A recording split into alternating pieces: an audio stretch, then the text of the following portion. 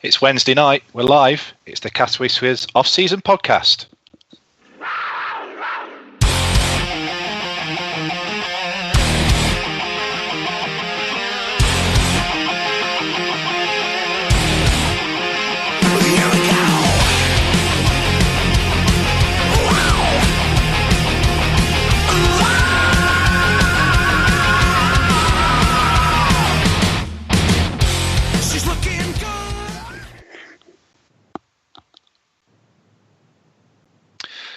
Hello, welcome to tonight's Cast Whiskers off-season podcast. My name is Antoine Marie-Jeanne. I'm filling in for our regular Jono Bullard, who's on producer duty tonight. Fortunately, he's got a bit of an illness. But joining me tonight on our virtual couch of loveliness, we've got Mr. Andy Haywood. Good evening. And just over 30 years since that wedding in Neighbours, we've got our very own Scott and Charlene. It's Adam Reddish. Hello, everybody. That's an and Tina Taylor. Oh my gosh, I've never ever in my life been compared to Kylie Minogue, but I'll take it. I've been compared to Bouncer.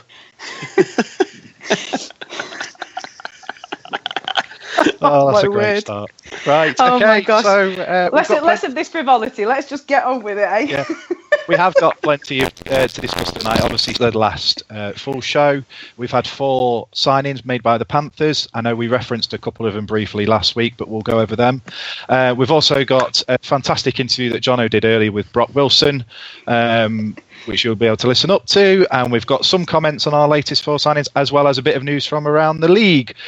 So, kicking us off, we'll start with our first signing, and I'll come to you first, Andy, if you've got anything further to add. Zach Phillips and Matthew Gagnon signed on the 3rd and 4th of July, respectively. Any thoughts other than what you said last week? I'd like to be able to say I could remember what I said last week, to be honest.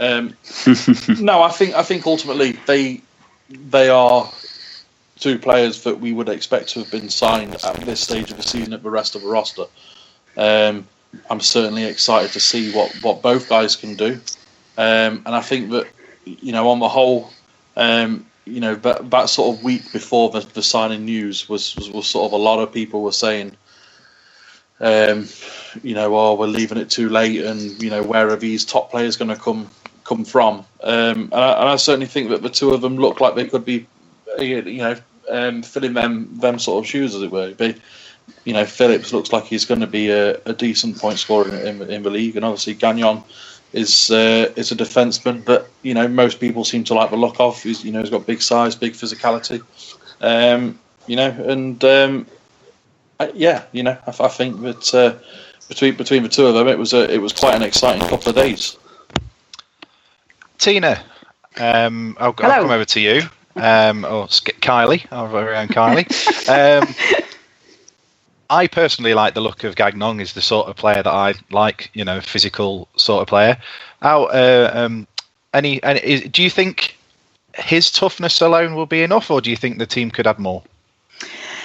Well, I mean, as long as toughness, is coming in the shape of somebody who can also play, because I don't think, at this sort of stage of where the Elite League is, and certainly where the Panthers are going to be going this season, we need an all-round sort of player. I think the age of the pure defenseman for the Elite League is probably coming to an end. But yeah, in terms of actual, toughness, I think we need balance, obviously. I think Gagnon's a good start, and he's, I think he's going to work well with the rest of our defensemen.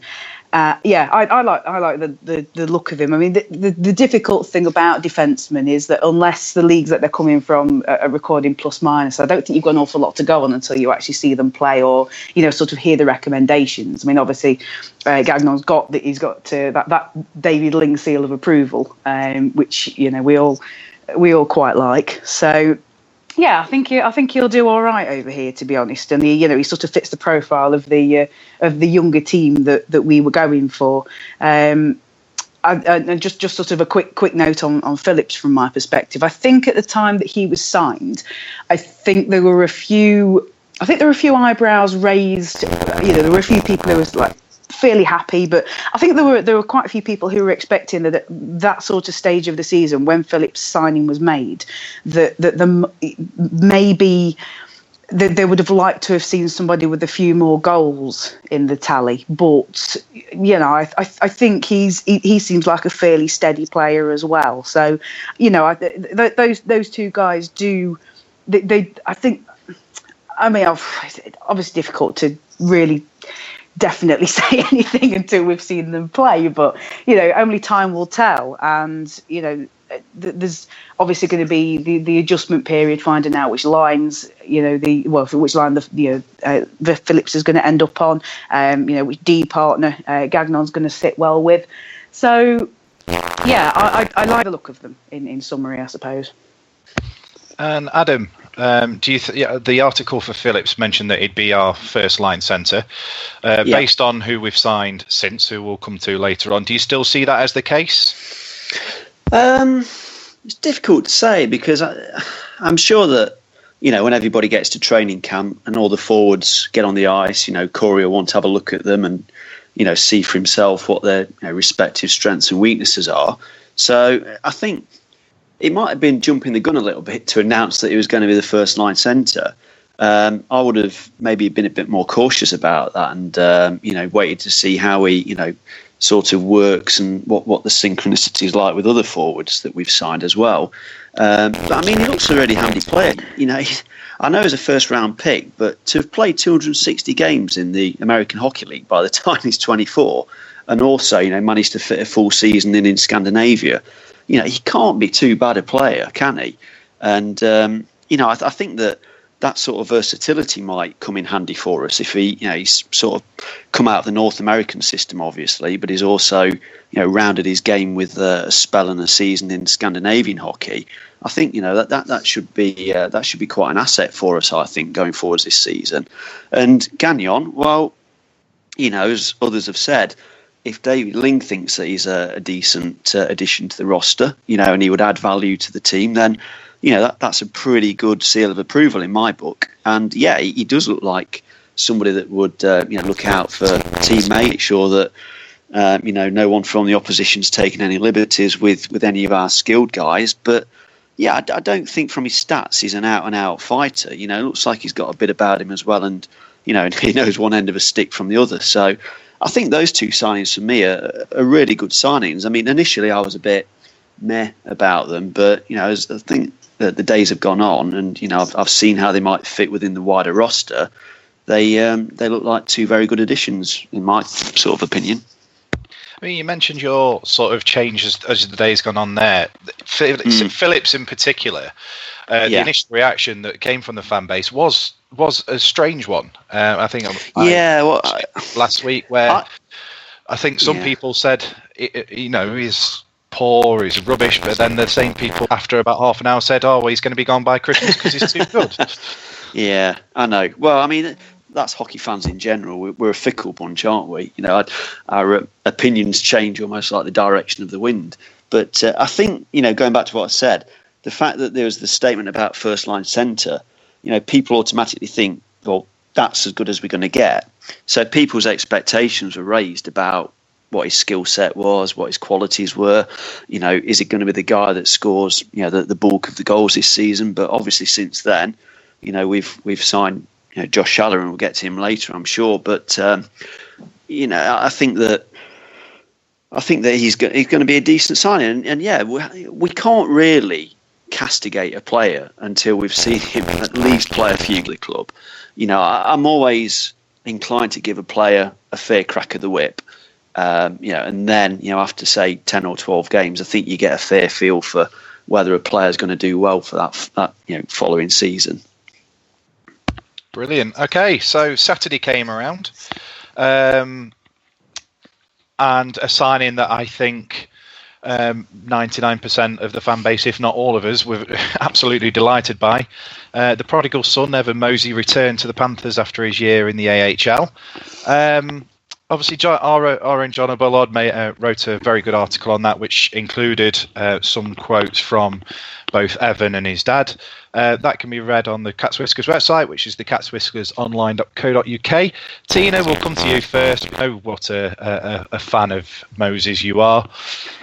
What are you thinking? How did you greet that news on Saturday? Well, and has Adam's ears recovered? Yeah, funny really, because I wasn't here. I was away at the weekend at a festival, and after a very lively Friday night, I was. And like, blazing sunshine coming into my tent at 6 o'clock in the morning, I was still sort of dozing in the porch area of my tent, and you lot all sort of sparked up on the WhatsApp group, and I actually that's what got me up. that's what sort of got me up from my semi slumber, and I thought I was sort of half asleep.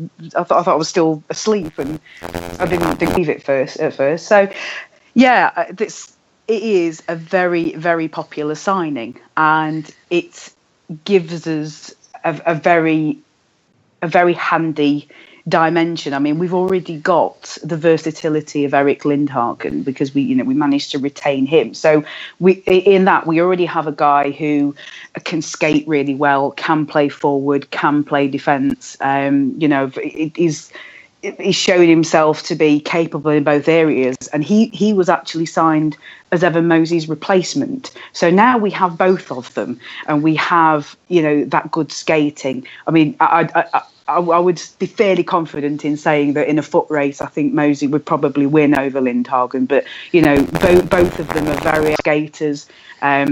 Mosey has shown himself to be able to find the net probably as consistently as Lindhagen. Neither of them being massively prolific goal scorers, but maybe sort of due to having to play extended spells on defence has got something to do with that. But I think we know that from watching both of them play, I think we know that we're getting more than that. It's not just about the goals with those two. They can put themselves in fantastic positions up front, and they can also get themselves in good positions to help out at the back end as well. So, yeah, Mosey's signing in tandem with us having Lindhagen makes things very, very interesting in a very good way for me.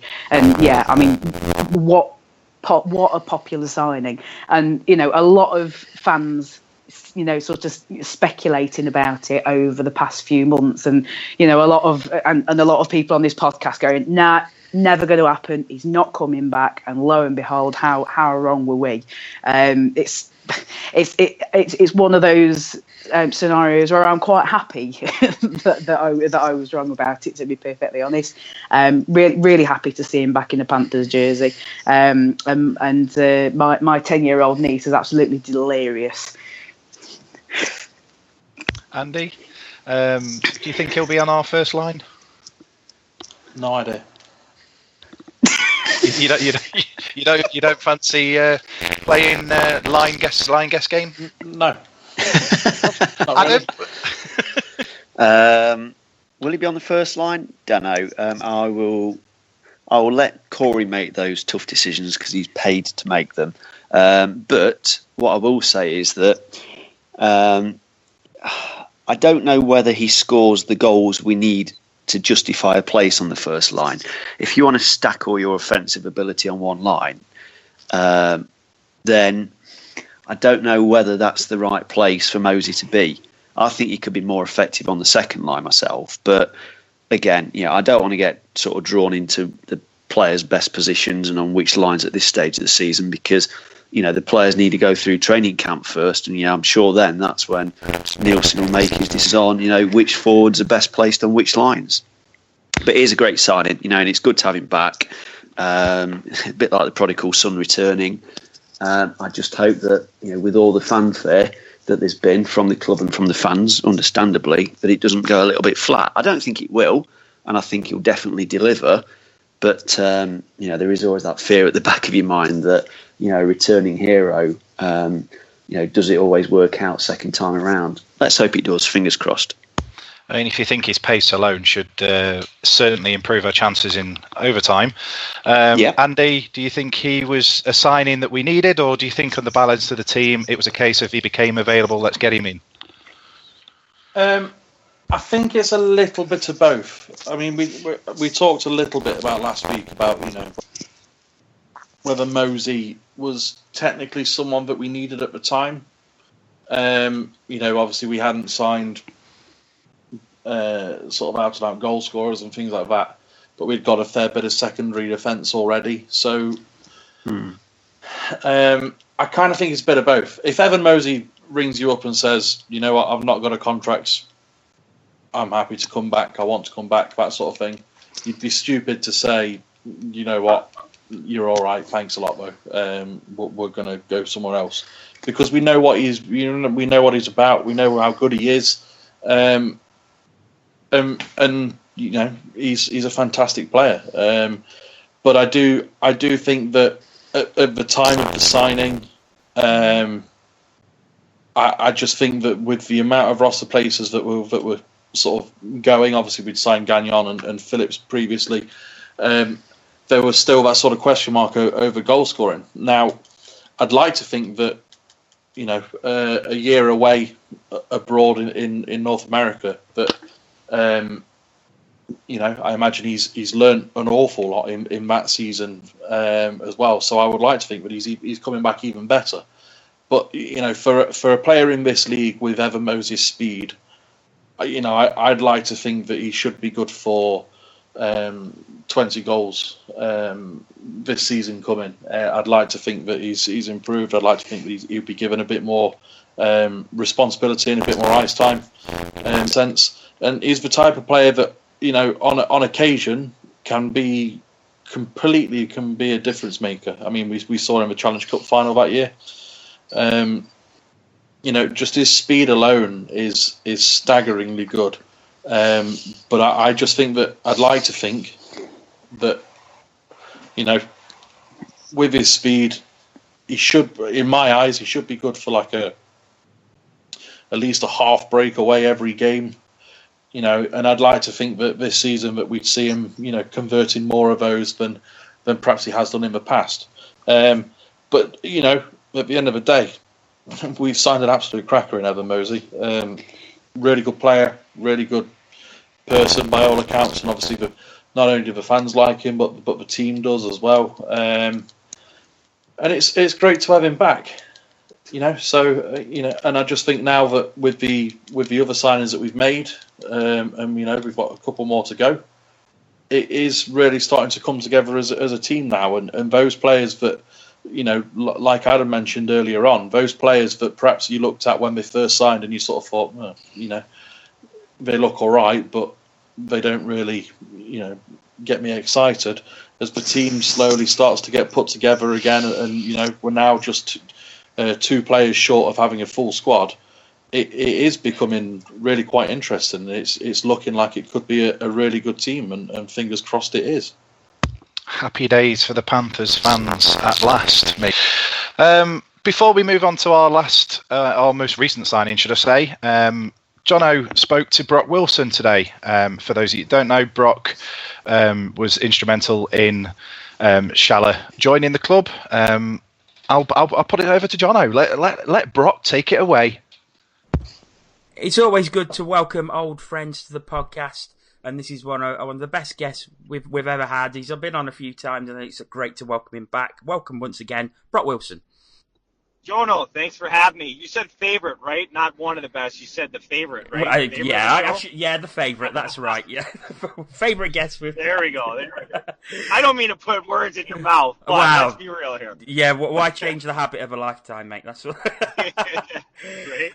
The reason we've got you on is because the latest Panthers signing, Josh Shalla, who signed from the Indy Fuel in the ECHL. You are his personal trainer, I believe, and you were very much instrumental in getting him over to Nottingham. Yeah, it was funny. I'm sitting on my couch, and I get a message from Josh, and he said, "Hey, buddy, just want to hear your thoughts in Nottingham." And I'm like, 2 seconds later, my Facebook messenger goes off. Corey, hey, bud, just want to see what you thought of Josh Shalla, this and that. I said, Corey, let me handle it. I'll talk to him, and then I'll message you back. So, it was like we were playing the three-way tag here. We were all going back and forth in conversations. And, I told him, I was like, listen, there's no better fans in Europe. I said, you're going to have the time of your life. The same stuff I told Cam. I said, Nottingham is a fantastic organization. You don't deal with any of the crap that you do in any of these other countries. You don't have to worry about getting paid. You've got a great fan base, good people involved. I said, Corey's a good coach.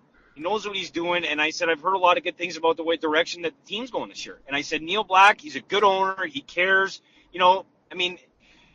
Like you said, it's a no lose situation for him. He's at the point where, he's had his experiences in the American League. Can he play for money in the coast? Yeah, sure. But, what fun is that? There comes a point in your career where playing in the coast for so long and, you want to have that experience and then you're just playing for money in that league. It's like, well, go somewhere else where you can make good money and also, have a chance to win a championship, to enjoy playing the game, to play in front of a great fan base. You're not playing in front of, packed arenas every night in the East Coast Hockey League. If you look at everything in the writing there for him to go to Nottingham was, it's a no-brainer for me. And that's what I tried to share with him. And I said, listen, playing in Nottingham was the best experience I ever had in my life. If I could go back to this day right now and play, I would, if my body would let me. But, I said, you would regret that decision if you decided not to go. I said, you're going to regret it. And I said, from the bottom of my heart, that's where you want to be. There's nowhere else in Europe I would want to go. And, and him and Corey and I went back and forth. What kind of guy is he? And Corey had the business side of it. And I just said, listen, Corey, I'll talk to him. I'll do what I can. I'll share every experience that I had with him and you go from there. And Corey did a great job of locking him up. I don't know, all the other details. That's Corey and Gary and Neil, but Corey landed him, and I'm glad he did. Because he's a great kid. So what can we expect from him? You know what? He's a big body, and last year, he started coming into the gym last year with me, and his girlfriend his fiance, I believe, his wife. Sometimes it slips my mind, all these guys are getting married. All these guys are getting married and all this, and I'm still living the dream single. But he came into the gym. His girl was at school in St. Louis at Logan Chiropractic, and my buddy Dominic Zombo said, "Hey, listen, he wants to come in train." I said, "Yeah, sure, bring him in." So you see him in the gym. He's a big frame. You're looking at him, you're like, God, this is a big kid. And then he gets on the ice, and he just towers over you. He's just a big enforcing body, and it's like. Then you see him skate, and he's a good skater, and he's got a hell of a shot. You guys, we talked about Vladdy before with his shot. Well, this kid, all of a sudden, he's ripping snapshots bar down. I'm like, wow, he's got a true NHL shot. And if you watch his videos and his highlights, it's like, some of these shots and going bar down and sneaking past the goalie are effortless. It looks like he's not even trying. And that's the way it looks when he plays. He's a natural goal scorer, and for you guys to get him there is going to be huge. And, you never know with guys the way they come in and how they're going to handle the situation, but I really feel like, the fans are going to embrace him, and he's going to put numbers on the board, and he's going to score. And what he reminds me of, and it's David Clark. He's a little bit more of an physical influence, I think, but they really, really remind me of each other, very, very much so. You mentioned Vladimir Tarasenko there when you were recommending him to come over to Nottingham. Yeah, I know, right? I love it. Whenever we get a tweet out, the fans are like, "Hey, get him over." I say, "Hey, you never know. You never know what can happen with the NHL." Obviously, KHL would be his first choice, but I love it. God help the fans. They really push sometimes when I tweet something out about him. Some of the Nottingham fans and stuff are, "Hey, get him over." I say, well, I can work miracles, but I don't know if I can work that one. But if I did, I don't know. I might go down in the history with Robin Hood in Nottingham. Just looking at the Panthers roster so far, a much different roster than what we've seen in the past. Much younger, hungrier has been described. What do you make of it? I think it's great. You and I have spoken before. I think that the way that the East Coast League has gone is more development, younger, faster-paced hockey. And I think that's a trickle-down effect to you guys. There's a lot of those guys in that group where they're unsure what they want to do. They're 24 or 25, and they got these younger guys that are coming through the coast, and they don't know what they want to do. And I said, you got to go to England. The league is getting better, and we've talked about this. Yeah, there's been incidents, and there's things that go on in the league that I've been very opinionated about.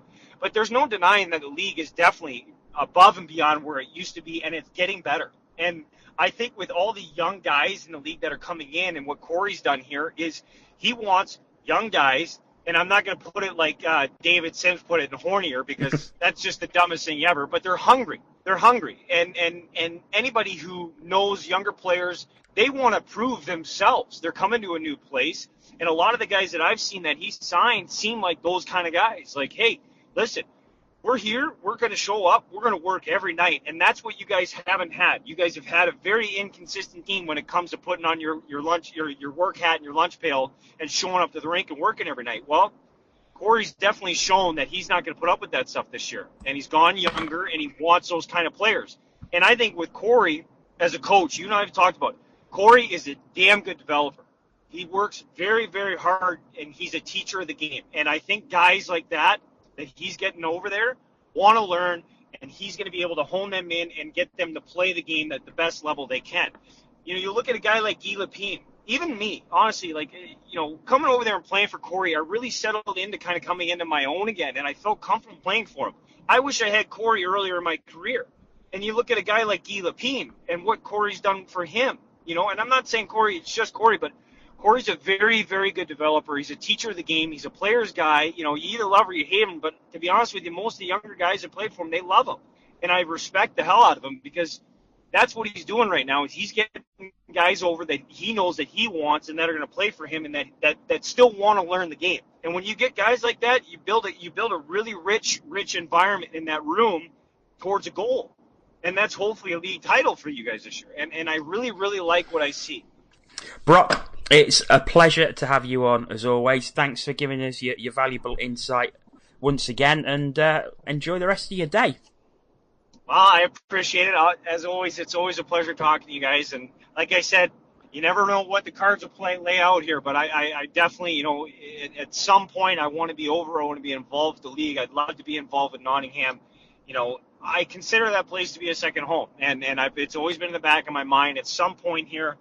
If I had the opportunity to come over and live over there, and, I would make it a home for sure and never look back. So, I appreciate all the fans. Like I said, the fans have always been nothing but great to me, and they continue to be. And I love the support, and I love the talk, and I love the banner from the league. And it's just, it's a great place to play. And, anybody listening to this in general, just like you said, Nottingham, they have a great, great organization. And hopefully they just continue to build those relationships with the fans and really try and better it as a whole every day. So, like you said, it's always been a pleasure. And thank you for having me on. Thank you very much to Brock there for his chat with Jono earlier today. Mr. Enthusiasm, as always. If you'd like to get in touch with the show, any comments on what we've said so far or on that interview yourself, you can tweet the Cat's Whiskers Twitter handle, which is at Cat's Whiskers TV. Geraldine Ellis has been in touch via producer Jono. Rubbish Wi-Fi here, but just to say, delighted to have Mosey back and looking forward to watching a much younger team feeling positive. So feeling that positiveness, Josh Shalla, 25 years old, scored a ton of goals last season. He's got a better goals per game ratio, I believe, than a certain King of Sheffield from his ECHL days. Tina, is this the sniper we've been crying out for? Well, you probably should have gone to Adam with that first, because he's Mr. I want a sniper. I'm glad to see somebody when I am glad to see a goal scorer of his sort of caliber. We need somebody who has got proven points, and he does seem to have quite a steady record. So that's good to see. I'm I'm quite looking forward to seeing what he's got. I mean, looking at the signings prior to Shalla, I was thinking that, it sort of satisfies my personal feeling about the team, where, the scoring is sort of balanced throughout the team. But I did think we needed more goals. So, and I think Shalla does kind of fill that gap, really. So I would like to think that there would be some support. So maybe our final forward would be of equal, or better in terms of the goal scoring. But yeah, I mean, it's good. It's a good signing. Brock speaks very enthusiastically about him. I think we've got a good one. I do think it's so. Yeah, looking forward to that. Andy, are you as enthusiastic about his signing as Brock was? Well, you can't help but be after listening to that, can you? Really, it's quite a way to endorse somebody. No, I mean, I don't think anyone could possibly be as enthused about many things in life as Brock is, seemingly. But you know what? I liked the signing. I think he's got a fantastic resume, and obviously he looks like he could do some serious damage in this league. I also think we should mention about the way it was released. I thought the video thing that was put together was fantastic, and top works for the people who put together it, and obviously his former team that allowed us to use the footage, because that was really good. I like that. But he looks like he could be a really good find. Obviously a lot's been said about this team being young, and obviously he fits that bill. And obviously he's scored plenty of goals in the East Coast. And realistically, that tends to translate really quite well into our league. So I'm really quite excited looking at this guy coming in. And I think that, with again, like I say, the makeup of the team, whereas a few of them don't perhaps stand out on their own, we put them in with the balance of the team. I'm really quite excited looking at this team. And Adam, obviously I referenced Matthew Roy earlier. Do you think we finally got our captain clutch in Shalla? I hope so. I mean, his hockey statistics, sort of speak volumes for me, that everywhere he's been, he's always put up good goals. And, somebody with that sort of habit, those players are really sought after. So hopefully, it'll be a great fit for him to play here in Nottingham. As Brock was saying, there, he's really, really sort of waxing lyrical about Shalla's ability. And, he's, by all accounts, a real sniper, somebody that knows where the net is. And a good thing about him as well is that, he's going to take and attract a lot of attention from other sides' defences. So it might give whoever he's playing on a line with a bit more space and a bit more room to maybe get some goals themselves, because they'll be trying to lock Shalla down and, take him to areas where he can't get the puck on net. So I'm hoping that, even though he'll weigh in, hopefully, with a lot of goals over the course of the season, he'll certainly bring a lot of offensive productivity to the line that he plays. And I'm absolutely sure he'll be on the top line. So, yeah, a really good signing for me. And obviously, you have to use the old caveat of let's wait and see how he performs. But if his stats are anything to go by, then, I think we've got ourselves a really good signing here, and one that the rest of the league's going to sit up and take off. Unfortunately, knowing our luck, he'll probably get injured in pre-season. Miss 3 months. And at that point, I want somebody to check under that lid that it's not Stephen Schultz. We've had some comments in from various people in the social media world. Our friend David Spence, he says, with the exception of Garnett, none of the other signings appeared more than functional, with no standouts, but the addition of the last 4 signings we've padded out with quality. Areas we seem to be lacking in: speed, Mosey; goals, Shalla; toughness, Gagnon; and a higher end player, Phillips. This has turned apathy into an increased sense of optimism. Guys, do you think that's something that you're feeling now? Are you starting to get a bit of a buzz about this season? Tina, sorry, Andy. I actually think that's a really good way to put it. And I think we've sort of briefly touched on it between the sort of 4 of us tonight. Is that prior to these 4 signings, there was a lot of, not necessarily negativity, but there was a bit of concern as to where the direction of this team was going to go and where the aspects were going to come from with regards, like you say, goal scoring, speed, toughness, that sort of thing. But obviously, it's amazing how just signing those 4 players, all of a sudden, the whole makeup of the team is completely different now, because we've got those areas covered, and it is.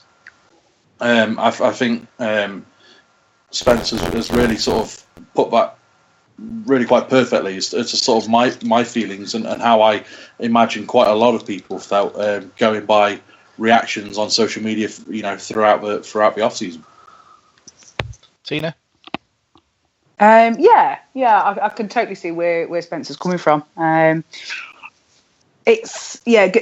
Signing Garlic quite early on I think that was quite important, with us not having Mika Weekman back, and I think to sort of settle the nerves on what is arguably the most important position on the team. I think that was important. It was important to get somebody, that would, sort of raise a few eyebrows, and I think Garnett has managed that.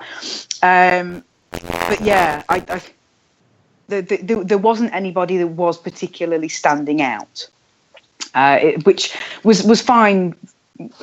Fine is probably the right word for me to use. It was fine in the sense of you've got the balance throughout the team, but you did need a bit of a bit of outright quality, and I think certainly the last 2 signings have given us that in terms of what's coming up front. I think we have got a bit of a cause to get a little bit excited with what's coming.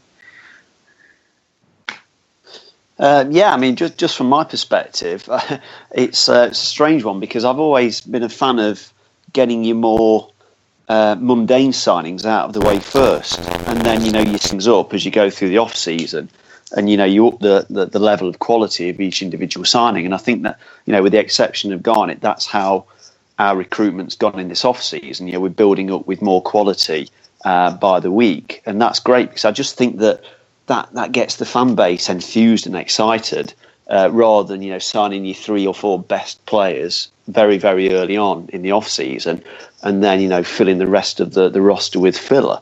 So because then you sort of like go into the season thinking, not very excited about our prospects in the league this year. So I think the way that we've done it is really good, actually, and hopefully from sort of the reaction on social media, a lot of fans are now starting to get really warmed up for the start of the season in a few weeks. Tom Spencer, he says, all great signings, bring balance to the roster with toughness and skill. Shalla, very exciting. Looks like he will post a lot of points. The best name in the world, Ghost of Electricity. Very excited to see. I don't know. Very excited to see them play. I think we have a great chance at winning the league. Might be overly optimistic, but oh well. Sue Weldon, very impressed by the new signings, and as for getting Mosey back, what an achievement. Always loved by #Panthers Nation. Panthers banter, I can pronounce them all, and I'm sure that Ken and Steph shared that. And finally, a certain Joseph Baum. I think the signings are all excellent additions to the roster. Regarding the last forward spot, many fans have thrown names out on social media of potential players, and the majority of them aged 30 plus, even though there is no notion based off previous signings that we will stray from the recruitment strategy and go for an older guy. So do you think a more experienced forward is what this team needs to tie it all together? So based on that, I'll throw it open to all of you, so somebody jump in first. What do you want to see from the last 2 signings? I think maybe another young forward, and it is 2 forward spots, isn't it, that we've got left to fill? I actually think it's 1D, 1 forward. Is it 1D and 1 forward? It depends where you're playing, Lindaugen and Mosey. Well, I suppose it depends on the roles that certain guys that have already signed are going to fulfil. I mean, you look at the roster, and with the exception of I think Spang, who's he the oldest? He's the oldest out skater, isn't he? Well, on Clark, he's called. It doesn't really seem to be many older heads on the team. So, I mean, maybe a more experienced forward, but then I'm having flashbacks to Brad Moran last year, and I'm thinking, well, does a team really need an experienced forward in the mould of Brad Moran? So maybe youth is the way forward for this coming season. Well, I'll just sort of put something in there. I mean, we might have a lot of youth and enthusiasm, but if you look at the likes of our Brits, I think a lot of those, although quite a lot of them are still quite young, the likes of Stevie Lee and Rob Lakovic, they're practically veterans in the Elite League because they've been playing in the Elite League for so long, so they know what the league's all about. So maybe they have a responsibility to sort of steer the younger import forwards, or maybe they can just act as as a steadying influence, I suppose. I mean, obviously, I'm obviously this is even before you get to David Clark, one of the most experienced guys on our team. So although we have got a lot of youth, I think there is experience there that we might possibly be able to utilise it, as if we can, if the guys all get on, if they gel well, if the locker room is good. So I think the balance may very well come from the Brits, rather than having to worry about having an experienced signing as our final forward or final defence signing, whichever it ends up being. So I think we possibly have a healthy balance already. So I'm not so sure that you need to sort of be concerned whichever way we go. That's just my initial thoughts on that. Anything to add, Andy? No, I think ultimately it's the age thing doesn't really concern me either way. I appreciate that. Obviously, you sign an older guy, he's probably been there and done it perhaps before already. But I just think that ultimately, with the team that we've got and the direction that we've gone in, I think that so long as it's someone of a certain quality, I don't really care whether he's a sort of a new, youngish up and comer trying to make a name for himself to perhaps use this as a stepping stone to get into Europe next season, or whether it's someone who decided that I've had my time in the top leagues in North America. It's time to do a bit of travelling and see a bit of the world. So ultimately, not really bothered either way. I just, in my opinion, I just hope that they're of a certain quality that falls in line with the team that we've been signing. Brilliant. And finally, on the Panthers news today, not player related, they announced that they would be launching a new website, something that has been touched on by several fans by now. That should be going live from 12 o'clock tomorrow. So if you're trying to access the Panthers website, then don't expect it to work straight away. Anything you guys want to say? About time. I think that's pretty much summed it up for everybody. Yeah. Okay, so moving quickly on to the other news around the league. The Sheffield Steelers completed their roster and win the roster completion games. I'm sure there's a trophy for that somewhere to go along with their 2021. Stick the banner up. With the signing of Scott Arson from Braehead, personally thought that was a pretty good signing for them. Andy, do you want to your thoughts on Arson moving from purple to orange? Yeah, it's a very good signing for Sheffield. I thought he was was he at Braehead for 3 years, 4 years, something like that. But I think that he's probably one of their best defensemen in all of the seasons that he was there. Obviously, we don't see him week in, week out, and I've only been privy to seeing him when we've been playing Brayard ourselves. But I thought that on the whole, most seasons he was probably their sort of standout defenseman. So I think it's a very good signing for Sheffield. And I know that we've talked a bit about them, whether they're better than last year, whether they've improved enough from last year. But I think with the signing of Scott Arson, that they've really sort of shored up a bit about defence that perhaps people were questioning. And I think, as always with Sheffield, they'll be there or thereabouts.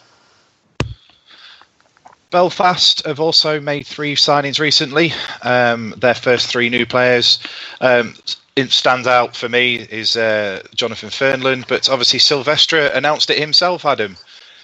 He did. I think he got ahead of the club in trying to release his own signing for Belfast. So, the downsides of social media when it's not all managed and coordinated very well.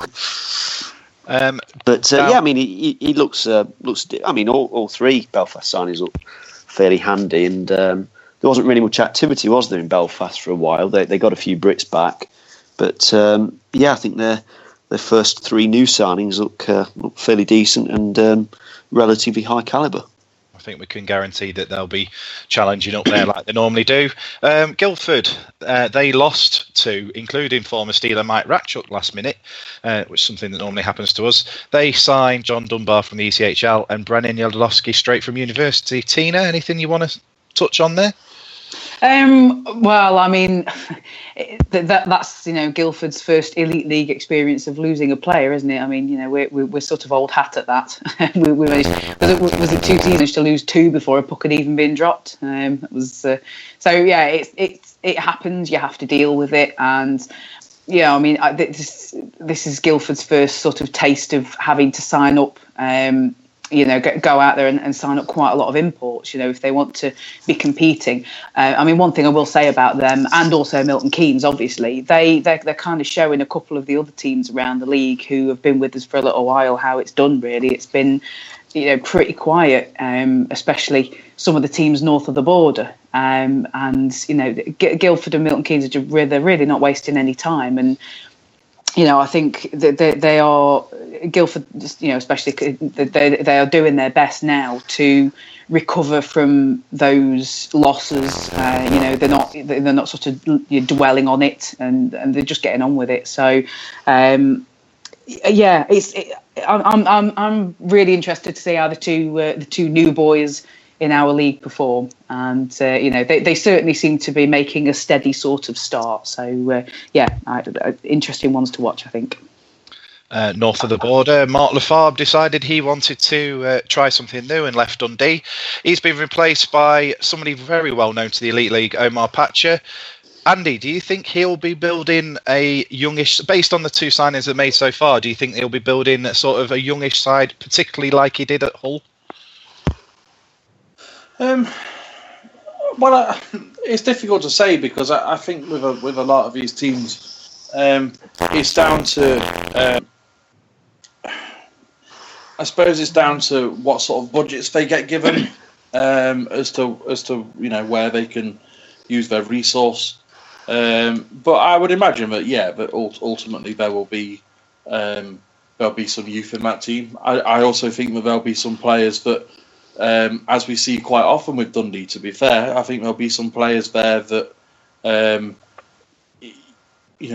really stand out, not only in the conference but in the league. I think Dundee have a pretty good track record of signing some very good imports that then move on elsewhere, whether it be within the league or going back abroad. But I think they went through where they'd got a few seasons in a row where they were signing some real top quality, and I think that they'll still get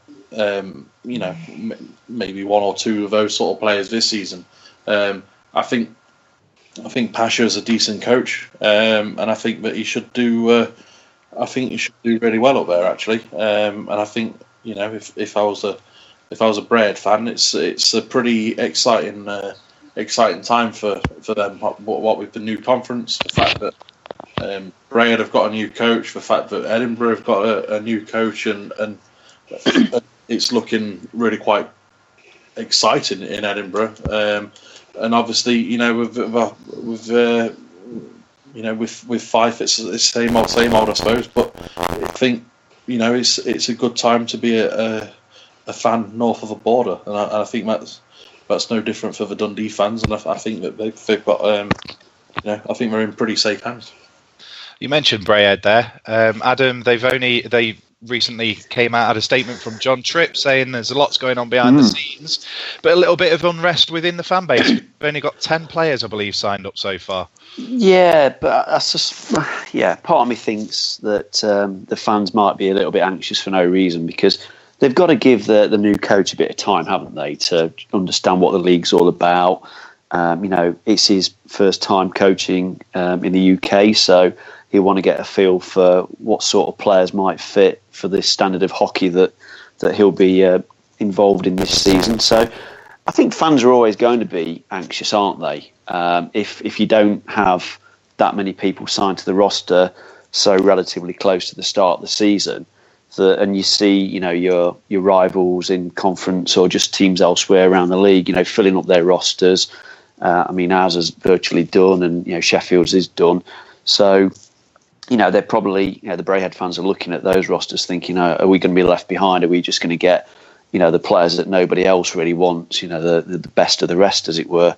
But maybe John Tripp might be, you know, recruiting from a different pool of players. You know, he might be looking at bringing in guys from Germany where he's familiar with, and, you know, he might be looking at some North Americans that have been playing over in Germany for a few years to come over to the clan. So I think, you know, to bring in at this stage, it's a little bit unnecessary, but, you know, maybe previous off seasons Braehead have had very advanced rosters by now, so they're still a new club, aren't they? You know, when you look at the grand scheme of things, and, you know, all I would say is don't panic, and you know, probably judge the performance of your coach and how he's recruited, you know, for that first game of the season when you look along the blue line and you see who's there for the anthem. And then obviously the Russian influence continues to grow at the Capitals, Tina. Yeah, I think it was quite exciting when it was first announced, and then not a lot seemed to happen for quite a while. I mean, you've, like Adam's just been saying, you've let the coach find his way, and you know, give him time to build the team that he's after. You know, I hope that this is an opportunity that the Caps can grab with both hands and make the most of, and it's you know, it's going to work out for them, because it is pretty awful seeing them, you know, getting to the end of the season and sort of being the whipping boys of the league. You know, we want 12 competitive teams, and, you know, hopefully this partnership that is going on is with the, you know, the Capitals and the Russian Academy and what have you. Hopefully that's going to flourish. It's, you know, it's a team that needs to succeed. You know, we're all sort of rely on each other at the moment in terms of getting the best out of the league. So, you know, it's good. Yeah, I mean, it's good to watch. It's good to hear that there's things happening.